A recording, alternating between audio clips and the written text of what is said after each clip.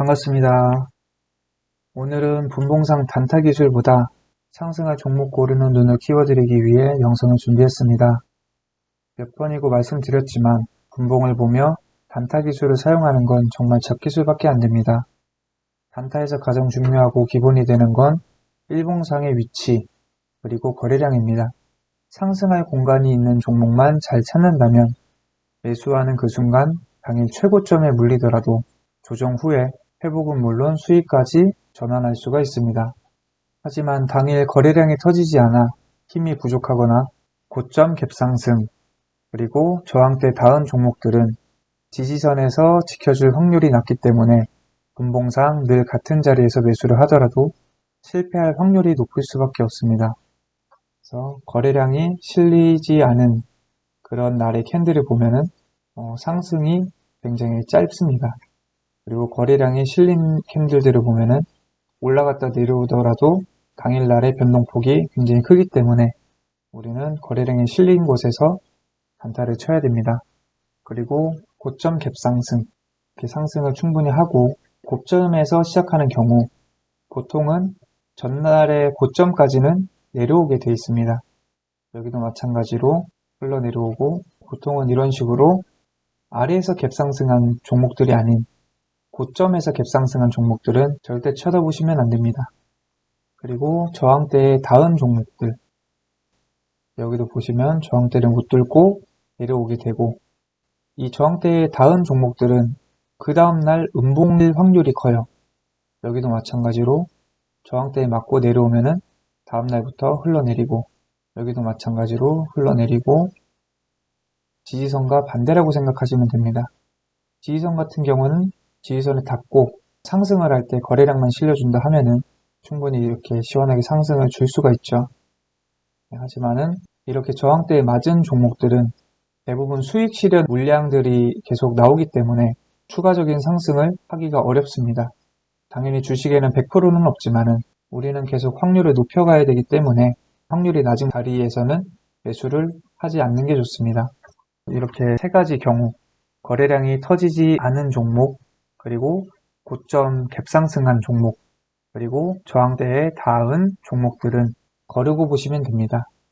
이렇게 세 가지에 해당하는 경우는 지지선에서 지켜줄 확률이 낮기 때문에 실패할 확률이 높을 수밖에 없습니다. 그래서 단타할 종목 골라내는 꿀팁을 알려드리겠습니다. 이거는 정말 돈 받고 알려드려야 하는 제 재산이고 노하우지만 구독자 10,000명을 기원하며 알려드리겠습니다. 첫째, 일봉상 지지선에 닿고 상승 중인 종목.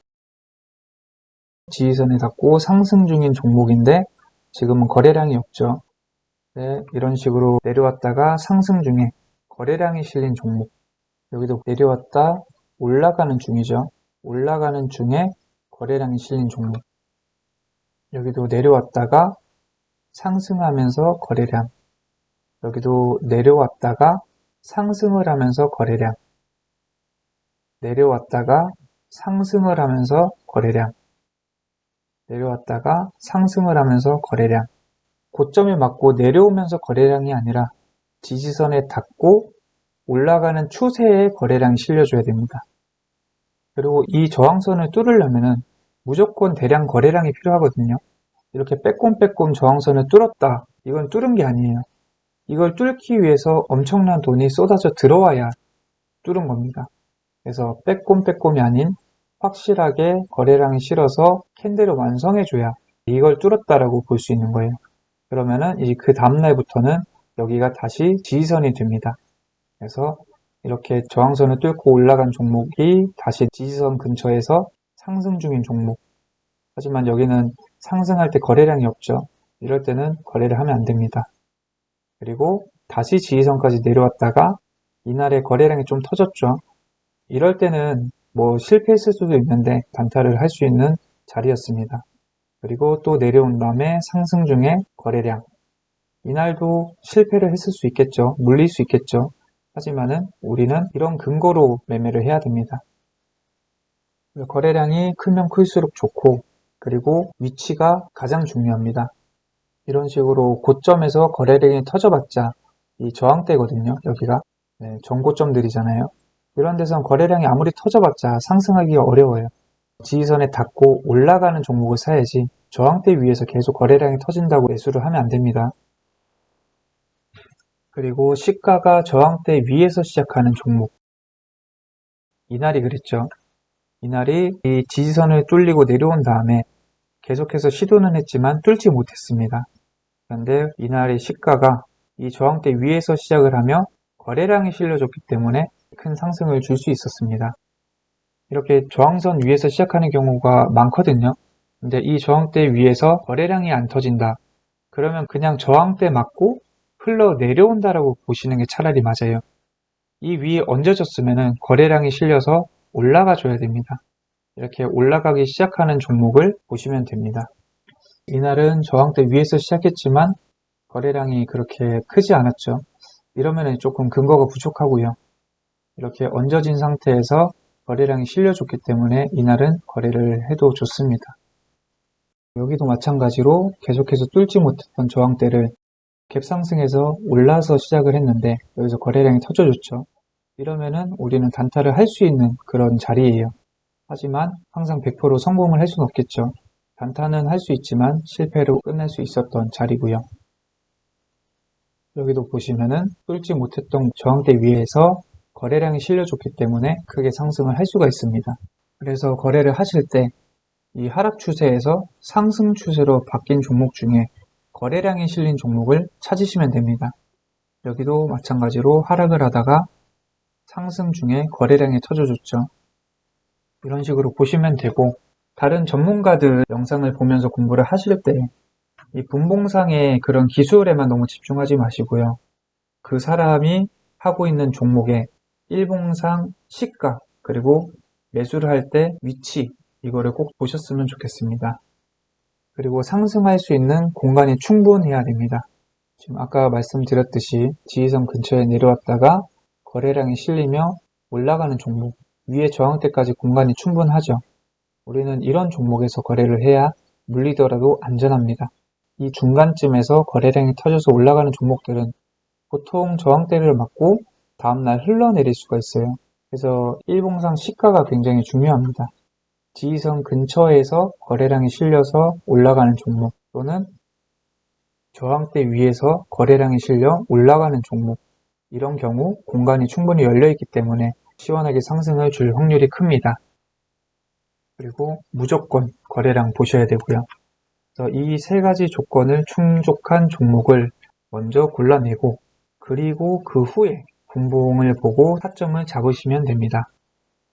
타점 잡는 법은 아시죠? 이렇게 공간이 열려 있을 때 그냥 매수를 하셔도 되고 아니면은 전고점까지 내려왔을 때 이 가격대를 거래량이 실리면서 뚫고 이 전고점까지 내려왔을 때 매수를 하셔도 됩니다. 이거는 제가 들고 있던 종목을 시가에 그냥 팔고 보지 않아 가지고 거래는 안 했고요.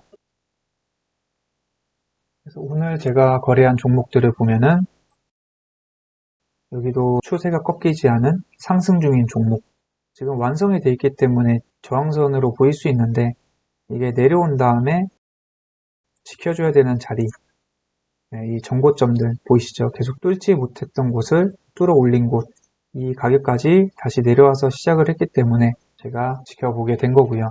거기에 거래량이 터져줬죠.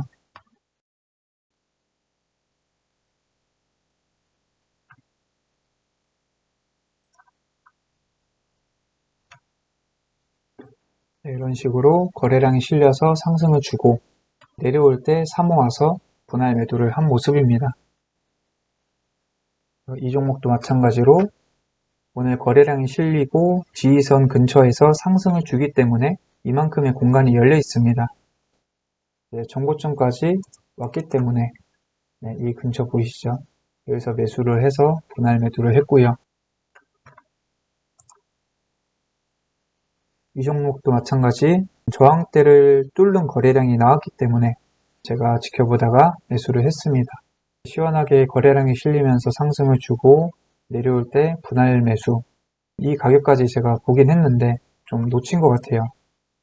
이 전고점까지 딱 오죠. 여기까지 내려왔다가 상승할 때 빠져나오는 모습이고요. 소액으로 남는 물량이 던진 자리고요. 상승 중에 거래량이 실린 종목, 거기에 정고점에 왔기 때문에 제가 매수를 했습니다. 이 종목도 마찬가지 상승을 하는 중에 거래량이 실려줬죠. 상승을 할 때 거래량이 실리고 조정을 받을 때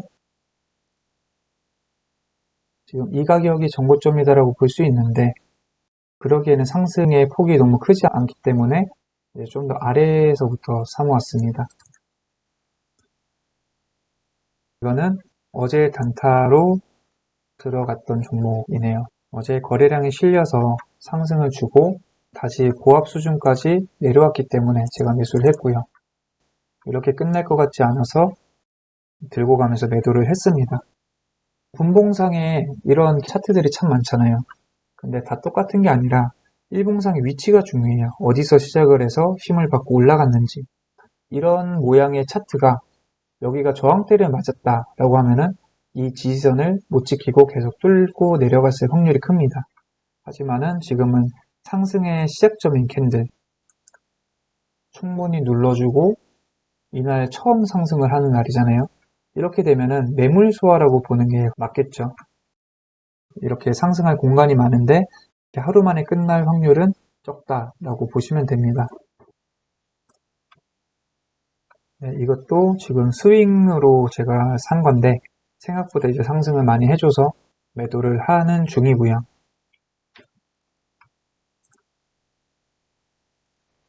네, 이렇게 종목 고르는 방법에 대해서 설명을 드렸고요.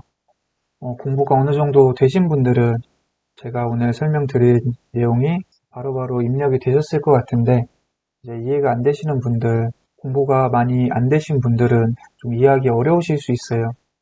하지만은 단타가 그만큼 간단한 원리로 되는 게 아니고 정말 어렵고 공부를 많이 해야 되는 그런 매매 방법이라는 거를 좀 아시고 연습할 때는 소액으로 하시면 좋겠다는 뜻으로 이렇게 영상을 만들었습니다.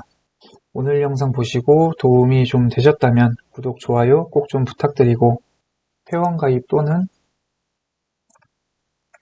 슈퍼땡스로 후원해 주시면 더 열심히 채널 운영해 보도록 하겠습니다.